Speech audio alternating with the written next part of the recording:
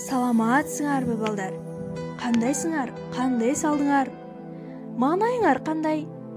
Силерге жагымдуу маанай каалайм. Анда эмесе биз бүгүнкү тарбиялык саат сабагыбызды баштайбыз. Биздин бүгүнкү темабыз жаңы жыл сүйүктүү майрамың. Мен жаңы жылды аябай жакшы көрөм. А силерчи балдар? Эң сонун. Жаңы жыл силерге эмнеси менен жагат? Ооба, туура. Аяз ата, аяз кыз, кооз балаты, ар түрдүү жан-жаныбарлардын кийимдери, кооз белектер менен жагат, Анда эмесе мен силерге жаңы жыл жөнүндө кенеңирээк айтып берем. Кулак салып, жакшылап угуп туруңар.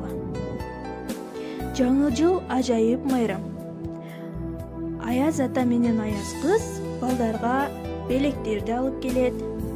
Жаңы жыл алдында шам жагуу салты эзелги мезгилден эле Англия менен Германияда пайда болгон.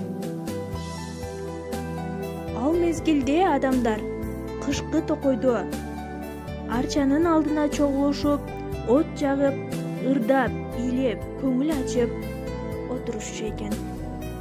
А бизде болсо сонун жасалган балаты, түрдүү тамактарга толгон дастаркон, таттуу торт, жагымдуу маанай, белектер менен тособуз, балдар?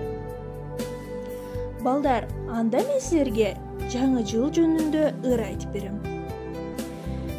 Кел жаңы жыл келе бер, тынчтык нурун себе бер, бирге болсун биз менен биздин ата энелер.